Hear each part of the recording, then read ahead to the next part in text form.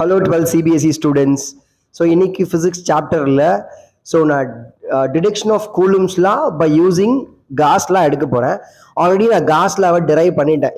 இந்த வீடியோ பார்க்காதவங்க இதுக்கு முன்னாடி என்னோட சேனல்ல இருக்கும், அதை கொஞ்சம் பார்த்துக்கோங்க சரிங்களா. ஸோ நான் ஆல்ரெடி சால்வ் பண்ணதுல இருந்தே தான் நான் இப்போ வந்து டிடக்ஷன் ஆஃப் கூலும்ஸ் லாவை நான் வந்து பை யூசிங் காஸ் லா நான் பண்ண போறேன். ஸோ இந்த கொஸ்டின் திருப்பி சொல்றேன், deduction of Coulomb's law by using Gauss law. So இந்த ஈக்குவேஷன்ல இருந்தே நான் கண்டினியூ பண்றேன்.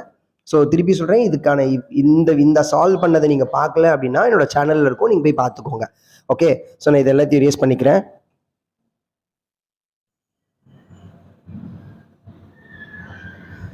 Okay, so detection of Coulomb's law.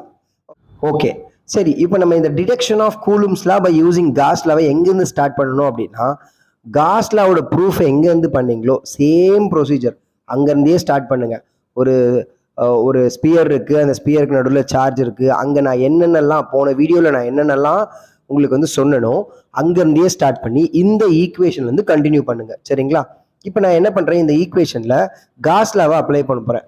Flux is equal to phi is equal to q by epsilon naught.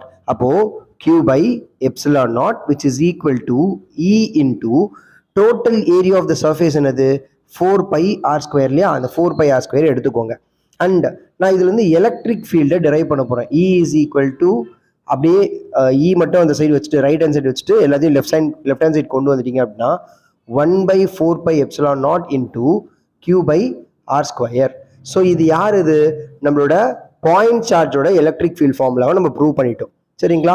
இப்போ நான் என்ன பண்ண போறேன் அப்படின்னா, அந்த ஸ்பியர் கன்சிடர் பண்ணியிருந்தேன் இல்லையா, ஸோ சர்ஃபேஸ் எஸ்ன்ற ஸ்பியர், அந்த ஸ்பியர் மேல ஒரு டெஸ்ட் சார்ஜை கொண்டு வரேன். அப்போ force acting on Q naught which is placed on the surface S. So என்ன ஆகும், இந்த Q நாட் ஒரு ஃபோர்ஸை எக்ஸர்ட் பண்ணுமா சரிங்களா. அப்போ F is equal to Q not E அப்படின்ற ஃபார்முலா நமக்கு தெரியும். F is equal to Q not E அந்த ஃபார்முலா நமக்கு தெரியும்.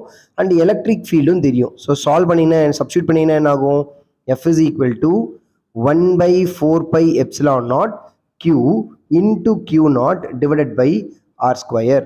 ஸோ இந்த ஃபார்முலா அப்படியே நம்மளோட கூலும்ஸ் ஃபார்முலாவை நமக்கு ரிப்ளிகேட் பண்றதுனால, so we can prove, we can solve or we can deduce Coulomb's law from Gauss law. It is proved.